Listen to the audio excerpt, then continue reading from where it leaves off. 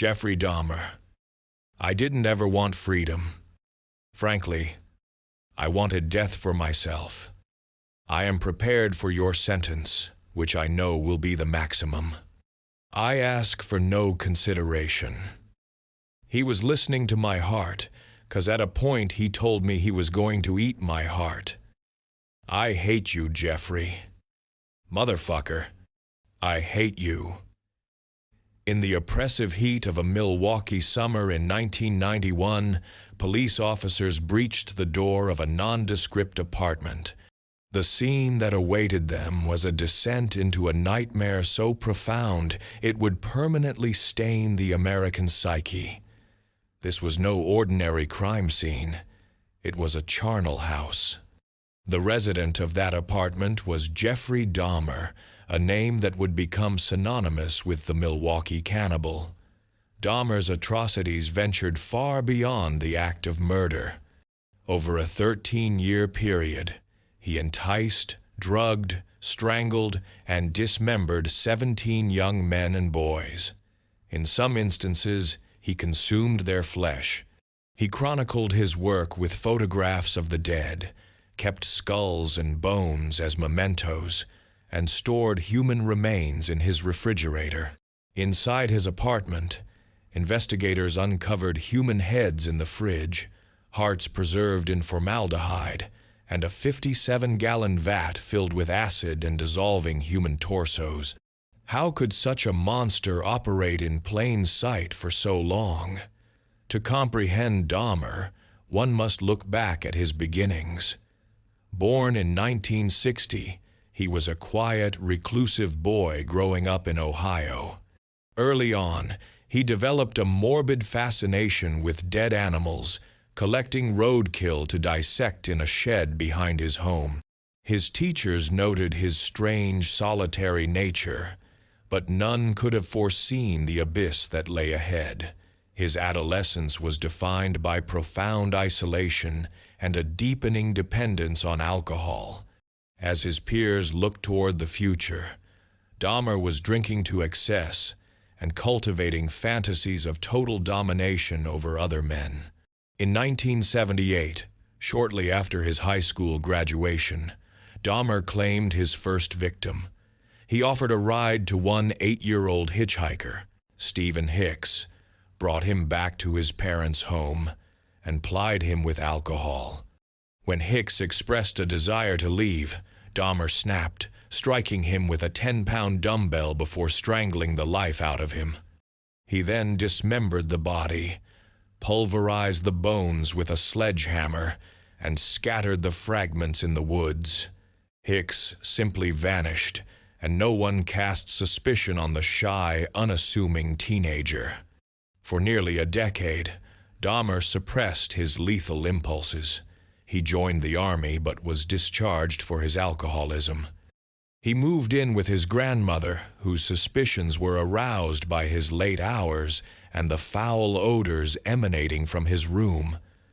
But whenever she questioned him, Dahmer was ready with a plausible lie. In 1987, his dark fantasies erupted once more. At a Milwaukee hotel, Dahmer murdered Stephen Tuomi in a drunken rage. This time, he kept the body for days, experimenting with it, rediscovering the thrill of his first kill. It was the start of his evolution into a full-fledged serial killer. From 1,987 to 1,991, Dahmer's murderous activities accelerated. He stalked gay bars and bathhouses, using offers of money, alcohol, or payment for photos to lure men back to his apartment. Once there, he would drug their drinks and strangle them, but his depravity had only just begun. He engaged in acts of necrophilia and cannibalism and undertook horrifying experiments to create a submissive, living zombie. He would drill holes into his victims' skulls, sometimes while they were still alive but heavily sedated, and inject acid or boiling water into their brains. He later claimed he wanted a permanent, docile companion. Each attempt invariably resulted in death. Dahmer's neighbors frequently complained of putrid smells coming from his apartment, which he dismissed as spoiled meat or dead tropical fish. Incredibly, the police had chances to stop him and failed spectacularly. The most infamous case occurred in May 1991. A 4-year-old Laotian boy, Konarak, Synthosomephone, managed to escape Dahmer's apartment, drugged, bleeding, and naked. Concerned neighbors called 911. When officers arrived, Dahmer coolly explained that the boy was his 9-year-old lover and they'd had a spat. The police accepted his story, escorted the incoherent teenager back into Dahmer's apartment, and left him to his fate. Within hours, Konarak was dead. Just 2 months later, Dahmer's reign of terror reached its end. On the 22nd of July, 1991, Tracy Edwards, whom Dahmer had targeted as his next victim, fought back and escaped. He fled into the street, a handcuff dangling from one wrist, and flagged down a police car. When officers accompanied Edwards back to Dahmer's apartment, the stench of death assaulted them. Then they saw the Polaroid pictures showcasing mutilated bodies in various poses. The final, damning discovery came when they opened the refrigerator and found a severed human head. It was one of the most ghastly crime scenes in modern history. Dahmer was arrested and offered a swift, chillingly calm confession. He admitted to all 17 murders, recounting them in meticulous detail. He explained that he ate parts of his victims in a twisted effort to make them a permanent part of himself. He kept their skulls and skeletons because their presence brought him comfort. He even disclosed his ultimate fantasy: to construct an altar from human bones, adorned with candles and photos, where he could reflect on his kills. His 1,992 trial was a media spectacle. The victims' families listened in anguish as Dahmer's gruesome deeds were revealed to the world. The defense claimed he was insane, arguing that the grotesque nature of his crimes was proof of a broken mind. The jury disagreed. They found Dahmer legally sane and convicted him on 15 counts of murder, sentencing him to nearly 1,000 years in prison. But his story would not end there. On the 28th of November 1994, after serving just 2 years, Jeffrey Dahmer was beaten to death by a fellow inmate, Christopher Scarver, in a prison bathroom. Scarver later stated he was disgusted by Dahmer's crimes and his habit of taunting other prisoners by fashioning his food to look like severed limbs. Even in death, Dahmer's name remains a benchmark for human evil. He once said, "It's a process. It doesn't happen overnight. When you depersonalize another person and view them as an object for pleasure, it seems to make it easier to do things you shouldn't do." The saga of the Milwaukee Cannibal is a horrifying testament that true evil doesn't always lurk in the dark. Sometimes it lives right next door, behind an ordinary door on an ordinary street, while the world outside remains blissfully unaware. Aileen Wuornos, I sentence you to death for the murder of Charles Humphrey. I sentence you to death for the murder of David Spears. You sabotaged my ass, society. You're an inhumane bunch of living bastards. And you're going to get your asses nuked in the end. The cops knew who I was. I left prints everywhere and they covered it up and let me kill the rest of those guys to turn me into a serial killer. Along the sun-scorched highways of Florida during the late 1980s, a dark legend was passed between truckers and lone travelers, a cautionary tale of a woman soliciting rides. She was no ordinary vagabond. She was a force of pure malevolence. This was Aileen Wuornos, one of the most infamous female serial killers in the annals of American crime. Her life story became a grotesque blend of brutality, survival, homicide, and lunacy. She would later argue that she killed only to protect herself, but to juries, judges, and the public, she was something else entirely, a predator who methodically executed her victims one after another. Wuornos entered the world in 1956, and from her first breath, her existence was steeped in despair. Her father, a convicted child molester, took his own life by hanging in a prison cell. Her mother abandoned her before she reached the age of 5. By the time she was 11, Aileen was bartering sexual acts at school for cigarettes and morsels of food. At 14, she became pregnant after being assaulted by a friend of her grandfather. The infant was given up for adoption. She was then cast out of her home, forced to fend for herself in the wilderness of Michigan, seeking shelter in derelict cars and surviving by any means necessary. This fractured upbringing shaped a woman who relied on no one and learned to use her own body as a weapon. By her 20s, she had migrated to Florida, sustaining herself through sex work. She would post herself on the shoulders of highways, flagging down men for rides and companionship. To most, she was just another prostitute. None could have guessed she was on a trajectory to become one of America's most notorious murderers. Between 1,989 and 1,990, Aileen Wuornos took the lives of at least 7 men. Her method was straightforward, yet savage. She would entice them with the promise of a sexual encounter, only to produce a firearm and shoot them at point-blank range. Afterward, she plundered their belongings, commandeered their vehicles, and vanished back into the vast network of Florida's highways. Each corpse was discovered discarded in a secluded spot, riddled with bullets, stripped of anything valuable, and left to decompose under the punishing Sunday. When law enforcement finally pieced the puzzle together, her justification was bone-chilling.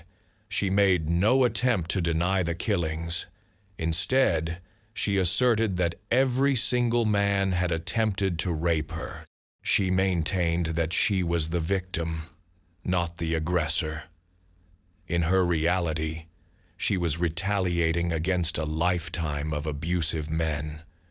However, investigators and prosecutors constructed a radically different narrative. They highlighted the cold-blooded efficiency of her crimes, the consistent pattern of robbery, and the repetitive nature of her attacks. From their perspective, it wasn't self-defense. It was calculated, predatory murder. What cemented Wuornos in the public consciousness wasn't just the slayings, but her conduct during her trials. Where most defendants are coached to project an image of calm, contrition, or brokenness, Wuornos did the precise opposite. She erupted in volcanic fits of rage. She bellowed at judges and jeered at juries. She spewed venom at the news cameras documenting her every move. Her notorious outbursts dominated national headlines.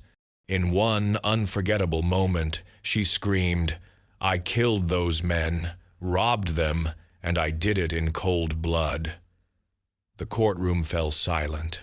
Television audiences witnessed a woman utterly unmoored from reality, seemingly taking pride in the carnage she had wrought. Yet, beneath the insanity, there was profound tragedy. Aileen Wuornos had one significant relationship in her life with a woman named Tyria Moore. The pair met in a Daytona Beach gay bar in the mid-1980 seconds and quickly became inseparable. Following Wuornos's arrest, investigators approached Moore with an offer of immunity in exchange for her assistance. Moore accepted. At the direction of the police, she placed a series of recorded phone calls to Wuornos.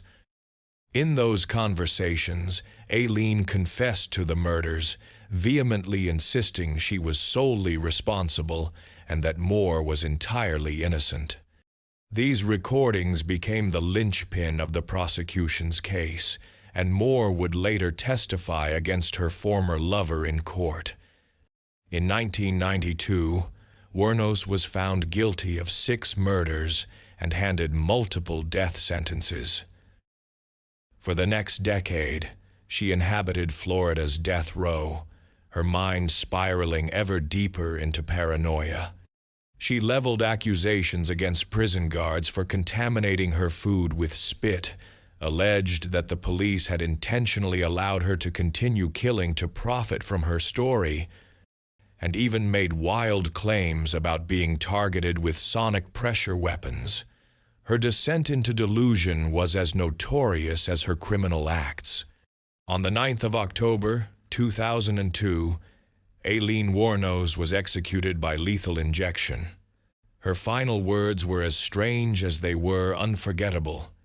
Gazing at the witnesses, she proclaimed, "I'd just like to say I'm sailing with the rock, and I'll be back, like Independence Day with Jesus, the 6th of June. Like the movie, big mothership and all, I'll be back." Then the lethal chemicals entered her veins, and she was gone. Her story, however, did not conclude with her death. Aileen Wuornos transformed into a cultural phenomenon, becoming the focus of documentaries, books, and the Academy Award-winning film Monster, in which Charlize Theron delivered one of Hollywood's most haunting character transformations. To this day, her case ignites fierce debate. Was she a cold-hearted monster who preyed upon unsuspecting men? Or was she a shattered woman who finally struck back after a lifetime of abuse and exploitation? The truth likely resides in the murky space between those two extremes. Aileen Wuornos was not born a killer. She was forged in a crucible of violence, abandonment, and betrayal. But the moment she raised that gun and squeezed the trigger, time and time again, she crossed a boundary from which no tragic backstory could ever grant a return. Aileen Wuornos wanted the world to perceive her as a victim. Instead, she will forever be remembered as the female predator who transformed Florida's scenic highways into her personal hunting grounds. John Wayne Gacy. We didn't entertain them with handcuffs or anything like that. All we used. Few figures in the dark annals of American crime so perfectly embody the cliché of the monster hiding in plain sight as John Wayne Gacy. To his suburban Chicago community, he was a successful contractor, an influential local politician, and, most famously, a volunteer clown who brought joy to sick children. But beneath the painted-on smile of Pogo the Clown lurked a sadistic predator. Between 1972 and 1978, Gacy sexually assaulted, tortured, and murdered at least 33 teenage boys and young men, burying the majority of his victims in the crawl space beneath his own home. He would forever be known as the Killer Clown, a moniker that continues to evoke a unique brand of terror. Gacy's early life offered glimpses of the darkness that would later consume him. Born in Chicago in 1942, He was raised under the thumb of an abusive, alcoholic father who relentlessly mocked him for being effeminate and weak. While his mother was protective, the damage was done. As a young man, Gacy was plagued by health issues and a deep-seated confusion about his sexuality. He developed an insatiable craving for approval and respect, a hunger for control that would eventually metastasize into unimaginable violence. By his 20s, Gacy appeared to be the model of a self-made man. He married, became a father, and was an active member of his community. He launched his own contracting firm, PDM Contractors, and cultivated a reputation as a diligent, hard-working citizen. But behind this carefully constructed facade, he was harboring disturbing secrets. In 1968, while living in Iowa, he was convicted of sexually assaulting a 15-year-old boy. He served just 18 months in prison before being paroled. The conviction should have permanently branded him a dangerous sexual predator. Instead, Gacy simply moved back to the Chicago area, where he seamlessly rebuilt his public image and resumed his life. Throughout the 1,970 seconds, Gacy perfected his appearance of respectability. He threw lavish neighborhood block parties, curried favor with local politicians, and famously donned his clown costume to perform at children's hospitals and charity events. But behind the closed doors of his home on Summerdale Avenue, he was a prolific hunter. He lured a steady stream of young men and boys, many of them runaways or youths looking for construction work, into his clutches with the promise of a job, a place to stay, or a friendly ear.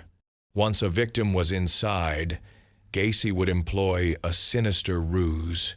He would perform a so-called magic trick involving handcuffs, convincing his target to try them on.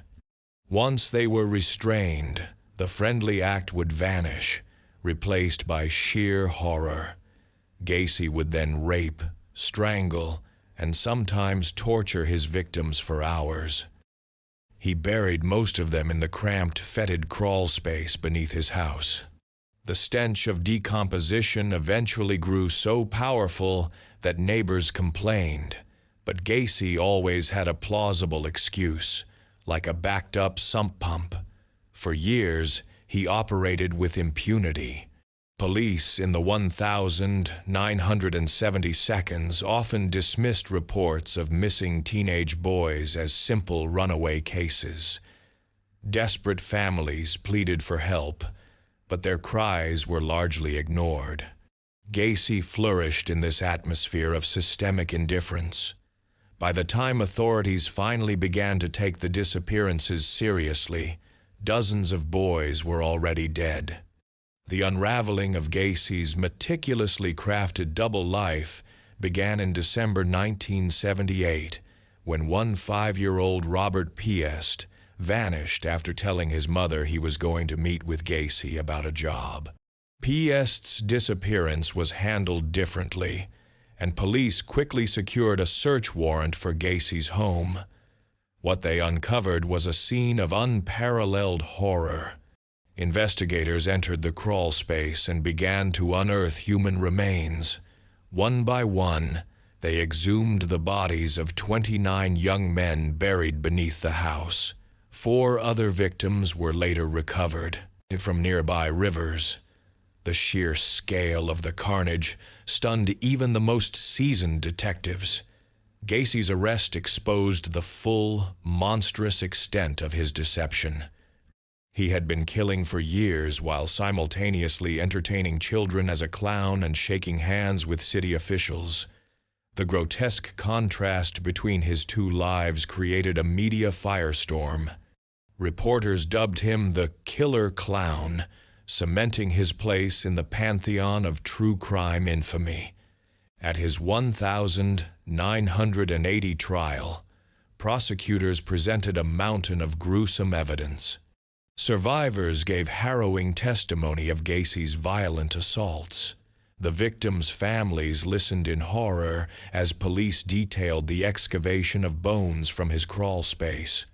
Gacy, in turn, mounted an insanity defense, claiming an alternate personality named Jack had committed the murders. The jury saw through the charade. They convicted him on 33 counts of murder at the time, the most for any single person in U.S. history, and sentenced him to death. For 14 years, Gacy sat on Illinois' death row, where he took up painting, creating unsettling portraits of clowns that sold for thousands of dollars to morbid collectors. He granted interviews in which he would alternate between denials, blame-shifting, and shocking arrogance. In one notorious quote, he declared, "I should never have been convicted of anything more serious than running a cemetery without a license." On the 10th of May 1994, John Wayne Gacy was executed by lethal injection. Crowds celebrated outside the prison. His brain was later removed for scientific study, but no biological cause for his depravity was ever found. The legacy of John Wayne Gacy is one of horror wrapped in an ordinary, neighborly disguise. He was the man next door, the friendly business owner, the clown who made children laugh. Today, the lot where his house of horrors once stood is an empty field. The crawl space that served as a mass grave is gone, but the memory of John Wayne Gacy lingers as a chilling reminder that sometimes the most monstrous secrets hide behind the most welcoming smile. Bryan Kohberger, stupid, clumsy, slow, sloppy, weak, dirty. You're evil. There's no place for you in heaven. You are going to suffer, man. I want to reach out to you. Go to hell. In November of 2022, the nation was gripped by one of the most terrifying crime stories in recent memory. 4 university students, Ethan Chapin, Madison Mogen, Xana Kernodle, and Kaylee Goncalves, were discovered brutally stabbed to death inside their off-campus residence in Moscow, Idaho. The murders sent a shockwave across the country, not only due to their savagery but also because of the setting. A peaceful college town, the kind of place perpetually believed to be safe from such horrors. For weeks, the case dominated the news, fueled rampant social media speculation, and became a national obsession.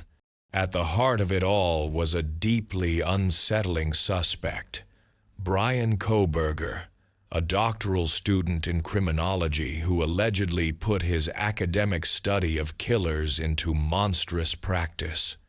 The attack unfolded in the pre-dawn hours of the 13th of November 2022. Investigators believe Kohberger, dressed in black, infiltrated the house armed with a large, fixed-blade knife. He moved from room to room, attacking with a terrifying ferocity. The county coroner later described the scene as one of the most gruesome she had ever encountered.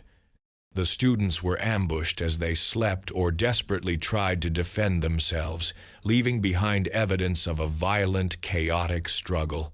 Miraculously, 2 other roommates in the home were unharmed. One of them later told police she saw a masked figure walk past her door and out of the house that night. For weeks, a palpable fear paralyzed the community. Students left the University of Idaho campus in droves, terrified the killer would strike again.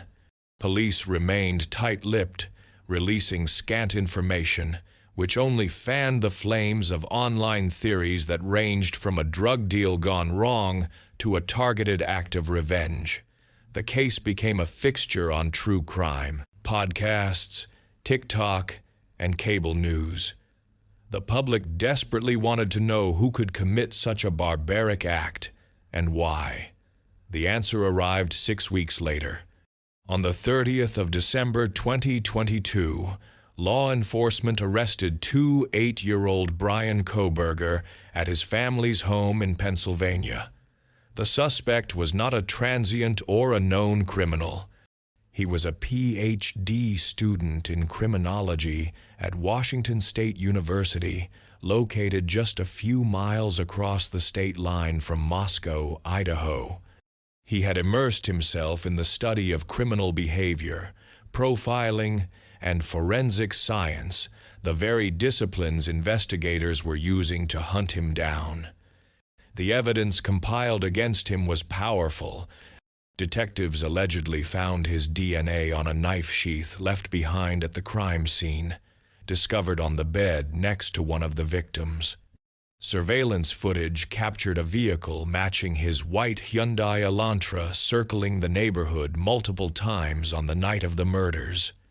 Cell phone records placed him near the victim's home on at least a dozen occasions in the months leading up to the attack, suggesting a period of stalking. The details that emerged were chilling. It was alleged that Kohberger had followed some of the victims on social media.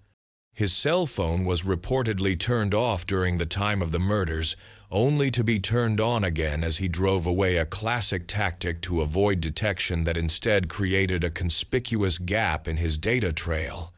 Even more disturbingly, authorities allege he returned to the area of the crime scene just hours after the killings. When the news of his arrest broke, it sent a new wave of shock across the country. How could a man studying the intricacies of criminal justice, a man who should have understood police methods better than anyone, commit such a crime? Former classmates and acquaintances described Kohberger as socially awkward, intellectually arrogant, and intense. Some recalled how he would dominate classroom discussions, often lecturing his peers on the easy psychology of killers. He was known for a rigid personality and an obsession with his diet and physical fitness. He was not charismatic like Bundy, but he projected a quiet, unnerving confidence. The case is now one of the most highly anticipated criminal trials in recent history. Kohberger has pleaded not guilty to 4 counts of first-degree murder and 1 count of burglary. Prosecutors have announced their intention to seek the death penalty, setting the stage for a dramatic, high-stakes legal battle. The proceedings have been marked by numerous delays and a strict gag order that has limited the flow of information, intensifying the public's fascination. The families of the victims wait, caught in a painful limbo, for a trial that will finally bring the full facts to light. The Idaho student murders forced a national conversation about safety and the illusion of it. These were not victims of random street violence. They were young people attacked in their own home, in their beds, in what should have been the safest place in their world. Their deaths shattered the sense of security that countless students and parents feel when a child leaves for college. Bryan Kohberger now sits in a jail cell, his fate to be decided by a jury of his peers. The questions he leaves in his wake are haunting. Why did he allegedly do it? What was the motive? Was it the culmination of a dark fantasy, a twisted academic exercise, or an act of pure, motiveless evil? We may never have all the answers. What we know is that on a cold November night, 4 bright futures were stolen. And now, a man who studied the minds of killers will have his own mind dissected in a courtroom as the world watches, waiting for justice. Andrei Chikatilo. In the twilight years of the Soviet Union, as the empire crumbled, a predator stalked the forests and train stations, preying on the innocent with a savagery that defied belief. His crimes were so depraved, so utterly grotesque, that they tested the sanity of the hardened detectives who hunted him. His name was Andrei Chikatilo, but he would become infamous to the world as the Butcher of Rostov. For more than a decade, Chikatilo waged a one-man war on the vulnerable, murdering at least 52 people, though the true number may be even higher. His victims were often school children, runaways, and desperate women, lured into remote woodlands with false promises of money, food, or assistance. Once they were isolated, he unleashed a form of violence that seemed to transcend human evil. He stabbed, slashed, sexually mutilated, and, in many cases, cannibalized his victims. The brutality was simply staggering. Chikatilo was born in Ukraine in 1936 into the oppressive world of Stalin's Soviet Union. His childhood was a nightmare of famine, poverty, and profound humiliation. It was whispered in his village that his older brother had been abducted and eaten during the Holodomor, the Great Famine, a trauma that would forever haunt his family. His father was captured by the Germans during World War II, leaving Andrei to be raised by a domineering and abusive mother. He grew up plagued by chronic impotence, a deep-seated physical and psychological failing that filled him with a volatile mixture of shame and incandescent rage. For decades, these frustrations festered within him. On the surface, Chikatilo was the picture of mediocrity. He received an education, married, and fathered 2 children. He held respectable jobs, first as a schoolteacher and later as a factory clerk. But beneath this veneer of normalcy, his predatory urges were metastasizing. He began exposing himself to children, molesting his students, and retreating into a dark fantasy world of violent sexual conquest. His early arrests for sexual misconduct were often dismissed by Soviet authorities, who viewed such crimes as minor embarrassments to the state.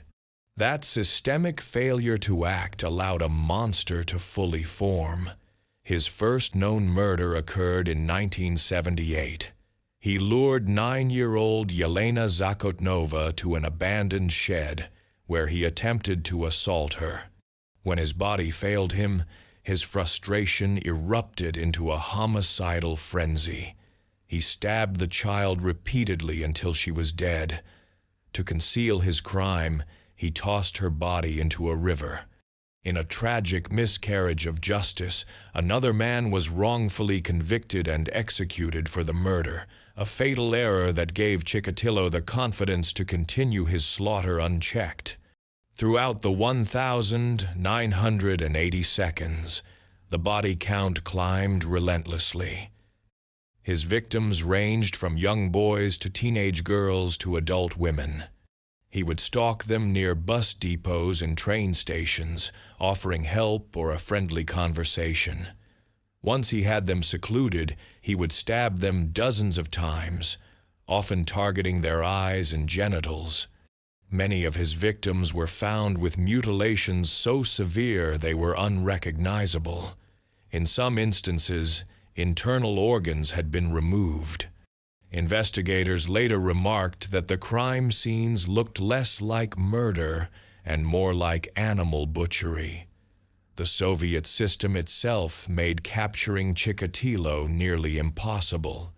The government was loath to admit that a serial killer was operating on its soil, fearing it would expose systemic weakness and cause public panic. Investigators were under immense pressure to close cases quickly, which led them to coerce confessions and charge innocent men to maintain the illusion of an orderly society. Meanwhile, Chikatilo continued to hunt, shielded by the very bureaucracy that was supposed to stop him. By the late 1,980 seconds, however, the pattern of death was too stark to ignore. Mutilated bodies were being discovered with terrifying regularity across the Rostov Oblast, always near rail, lines and forest strips. A special task force was finally assembled under the command of investigator Viktor Burakov to hunt the Phantom Killer. But with no DNA technology and few resources, the search dragged on for years. The breakthrough finally came in November 1990. Undercover officers patrolling a train station observed Chikatilo behaving suspiciously, attempting to lure women and children away. They detained him for questioning and found a knife and a length of rope in his briefcase. When they searched his home, they uncovered his diaries, filled with cryptic notes about his crimes. Initially, Chikatilo denied everything. But after days of relentless psychological interrogation, he finally broke, confessing to dozens of murders in chillingly vivid detail.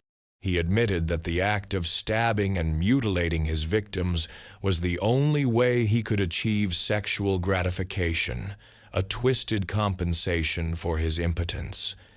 His complete lack of remorse left investigators stunned.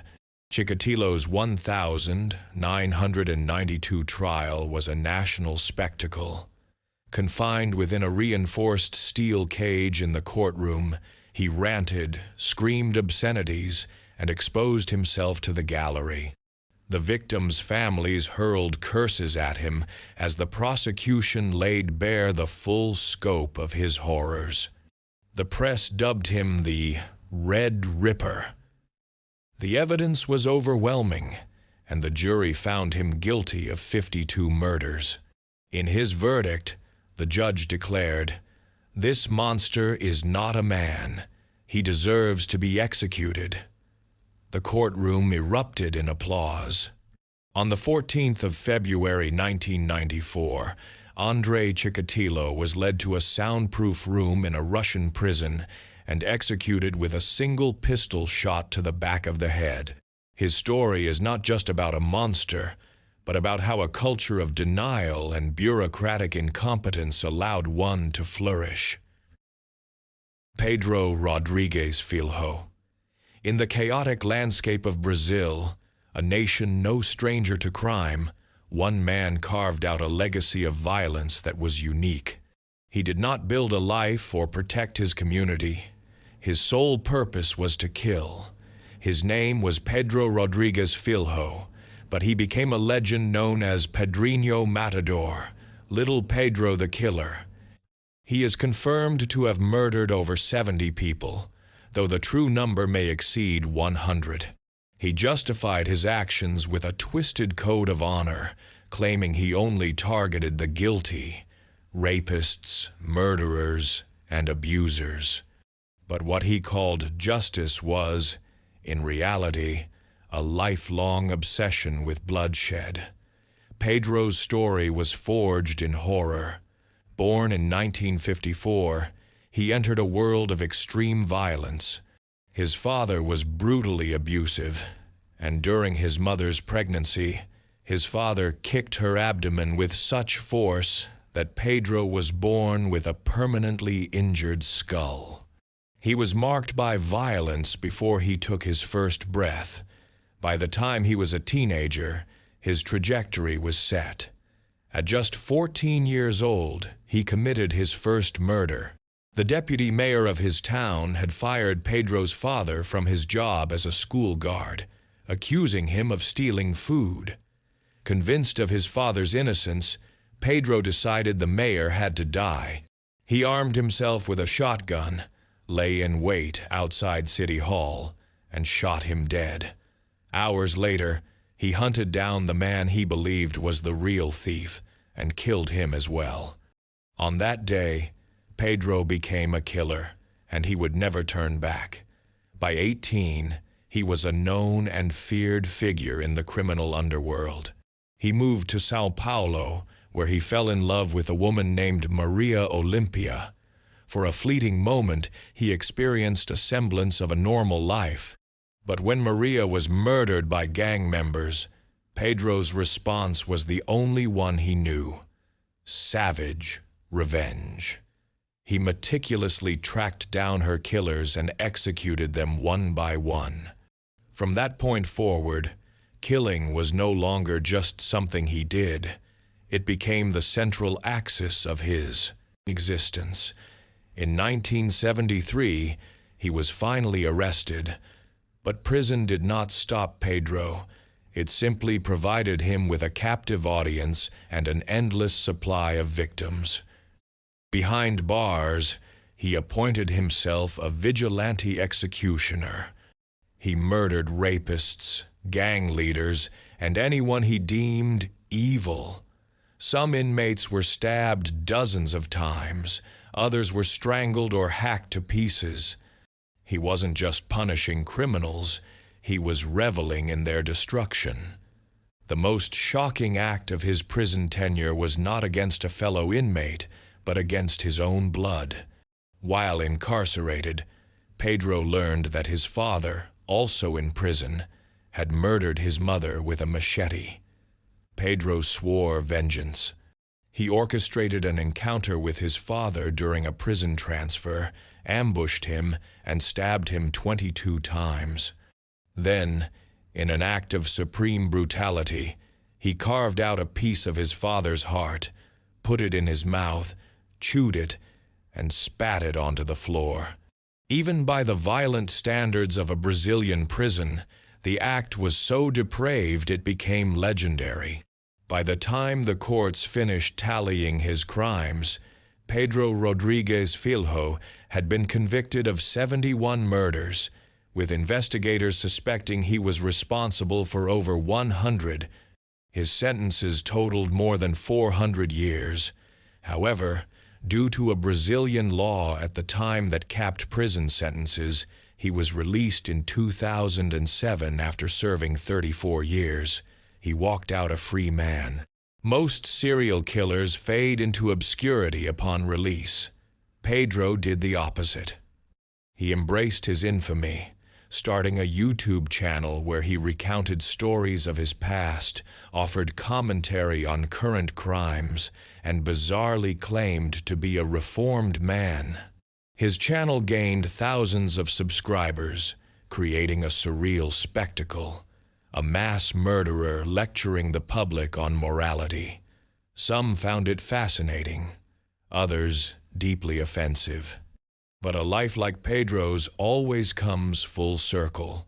In March 2023, outside his home, gunmen ambushed him.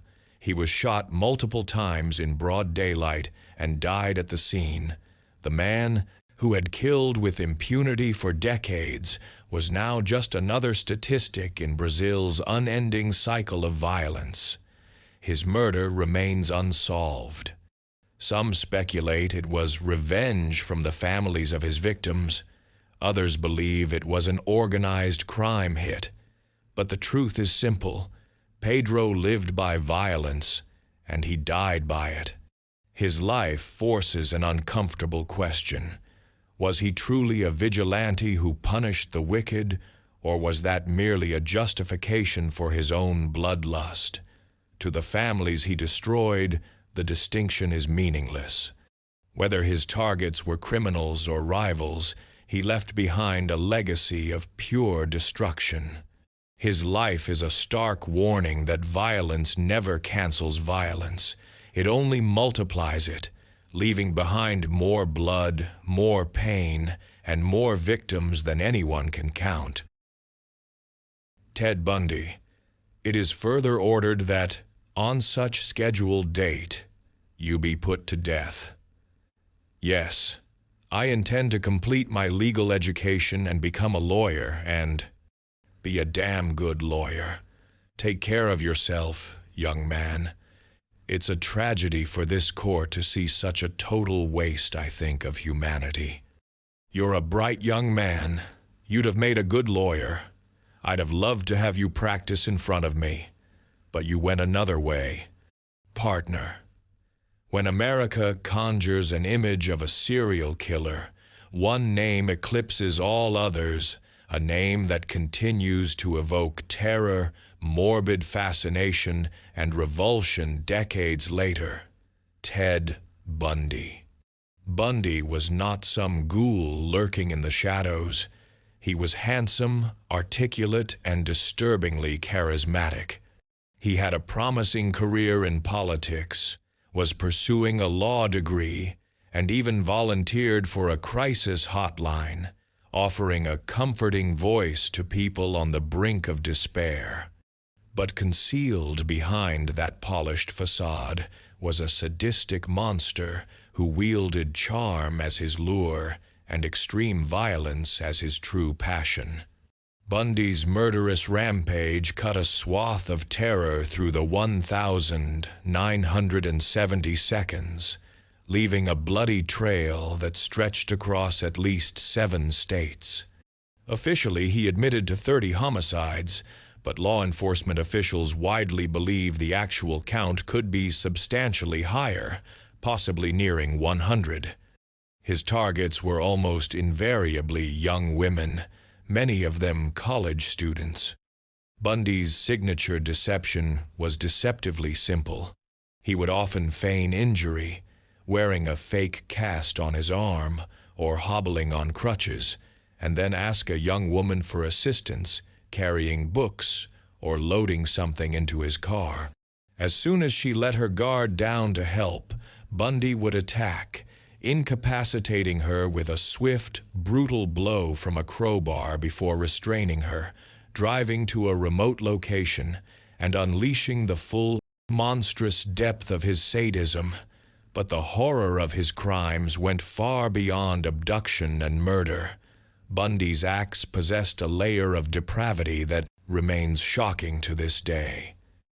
He subjected his victims to sexual assault both before and after he killed them. He would frequently return to the dump sites days or weeks later to engage in acts of necrophilia with their decomposing remains. In several instances, he decapitated his victims, taking their heads back to his apartment as grotesque trophies. This was not merely killing, it was an exercise in absolute domination, a dark ritual of perversion on a scale so vile it secured his place as one of history's most infamous murderers. Bundy did not just kill, he actively hunted. In January 1974, he broke into the basement apartment of University of Washington student Joni Lenz, savagely beat her with a crowbar, and sexually assaulted her with a metal bedpost. Miraculously, she survived, but the attack left her with permanent brain damage. Mere weeks later, he murdered another student, discarding her body in a secluded forest. As his bloodlust intensified, Bundy's killings began to accelerate. During the summer of 1974, in the middle of a crowded park, he abducted 2 women just hours apart from Lake Sammamish State Park. Witnesses later recalled a handsome man, his arm in a sling, who introduced himself as Ted. It was one of the first critical mistakes he made. The first time his real name became linked to his heinous crimes. Despite growing suspicion, Bundy's ability to appear normal was his most terrifying asset. His friends characterized him as polite, intelligent, and even endearingly boyish. He maintained relationships, smiled for photographs, and charmed his professors. He studied psychology, gaining insight into the human mind, and later enrolled in law school, all while expertly concealing the fact that he was one of the most prolific serial killers of his generation. Bundy's capture in 1975 for a botched kidnapping attempt was the beginning of his downfall. A search of his Volkswagen Beetle revealed handcuffs, a ski mask, a crowbar, and lengths of rope, the unmistakable toolkit of a predator. Yet, even after being incarcerated, Bundy's saga took astonishing turns. He managed to escape from custody not once, but twice.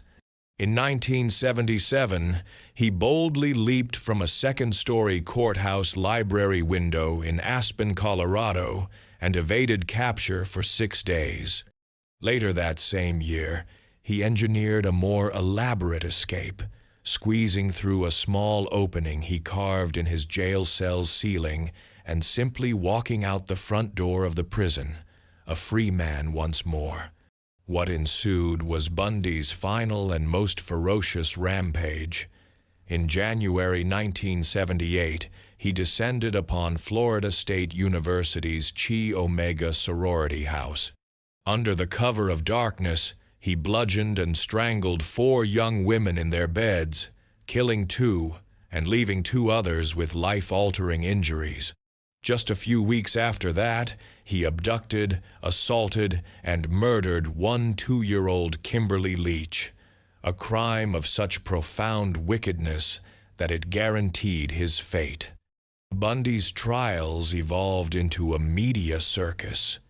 Courtrooms were swamped with cameras, and crowds of women, some disturbingly infatuated, gathered to watch him. The killer's charisma was still potent. He grinned at reporters, chose to act as his own lawyer, and, in a moment of sheer audacity, proposed to his girlfriend on live television during the penalty phase of his trial. But no amount of charm could overcome the mountain of evidence against him.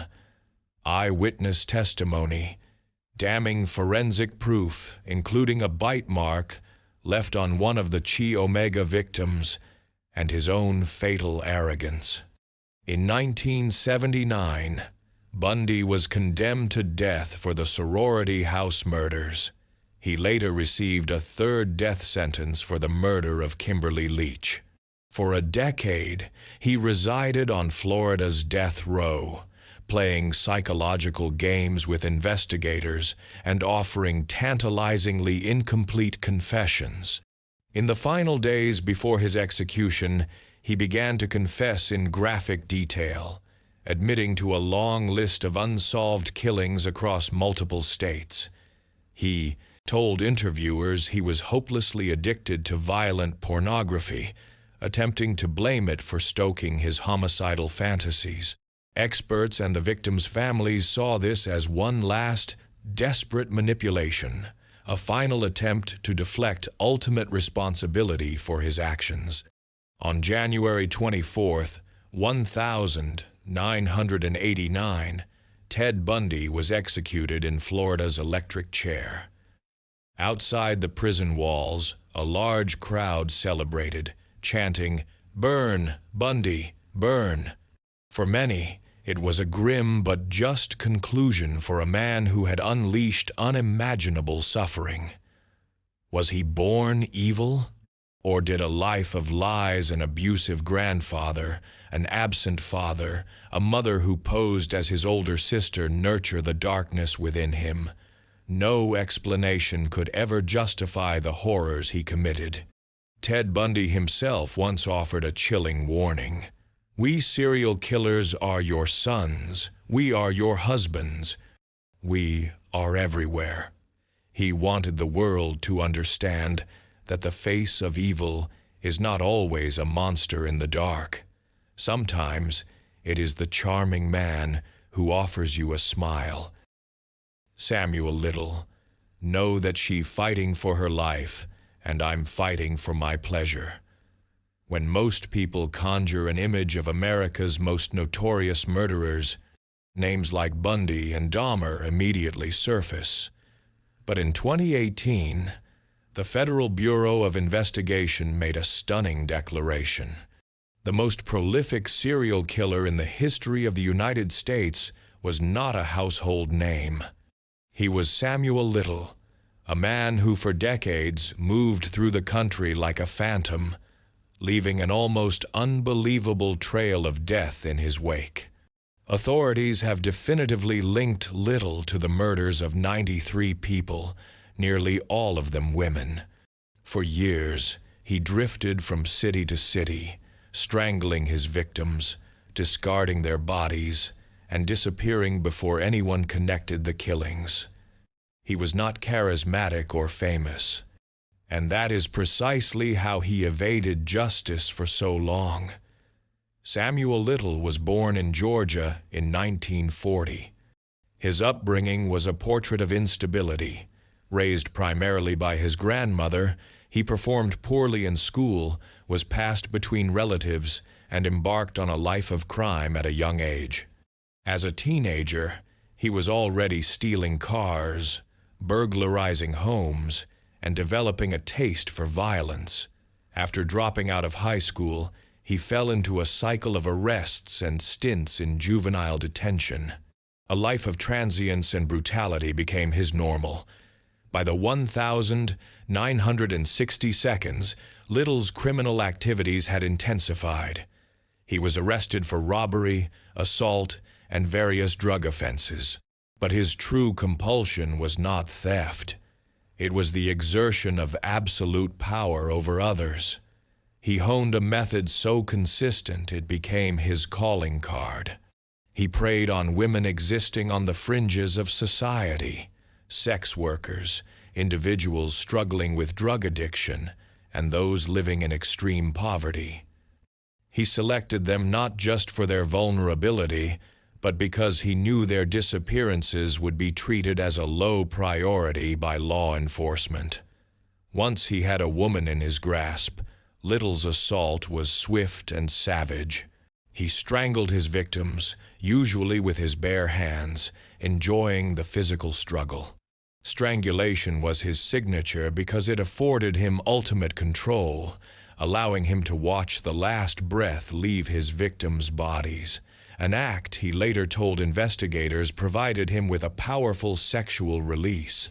Because strangulation can leave behind minimal obvious trauma, coroners and medical examiners frequently misclassified his murders as drug overdoses, accidents, or deaths from natural causes.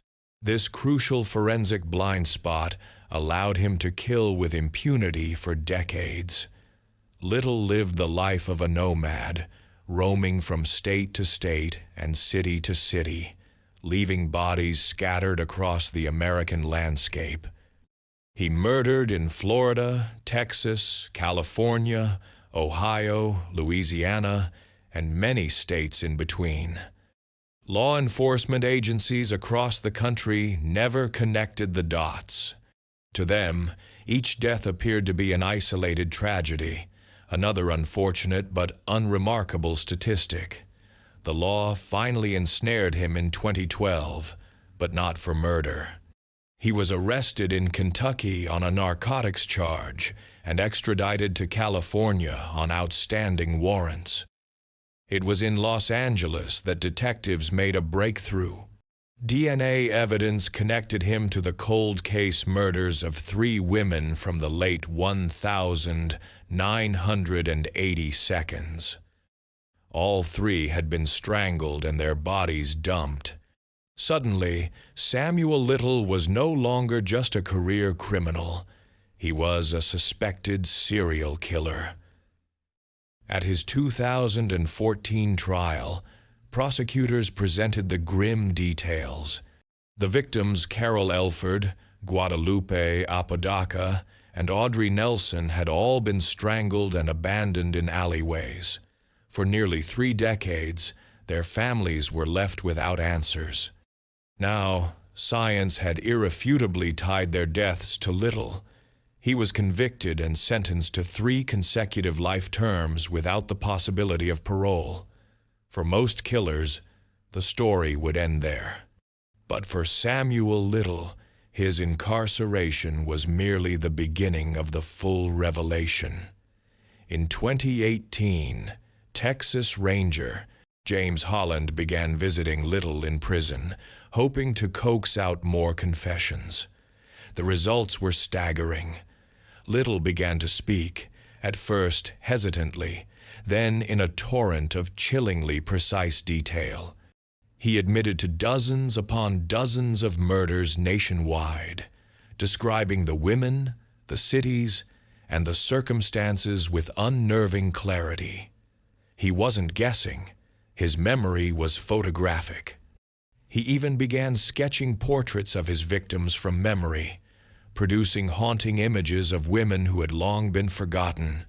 Investigators cross-referenced his drawings and confessions with cold cases and found match after match. The FBI initiated a massive nationwide effort to verify his claims. Over time, they confirmed his responsibility in at least 60 murders, with Little remaining the prime suspect in more than 30 others. This officially made him the most prolific serial killer in American history. The scale of his crimes is difficult to comprehend. For more than 4 decades, Samuel Little preyed on women in at least 19 states. Many of his victims remain unidentified, their stories erased by time and systemic neglect. What made Little especially monstrous was his complete lack of remorse. In recorded interviews, he would chuckle while describing the killings, recounting how some of his victims fought back and the look in their eyes as they died. He spoke of the murders as if they were cherished memories. One investigator would later say it was like conversing with pure evil trapped in the frail body of an old man. Samuel Little died in a California prison in December 2020, at the age of 80. The FBI's recognition of Little as America's deadliest killer forces a confrontation with a painful truth. Many of his victims were ignored because of who they were. They were poor, addicted, or engaged in sex work. Society looked away, and in that void of indifference, Samuel Little hunted for half a century. Today, the FBI continues to feature his drawings online, pleading with the public for help in identifying the remaining women, each portrait a solemn reminder of a life that was stolen and dismissed until the man who took it decided to boast.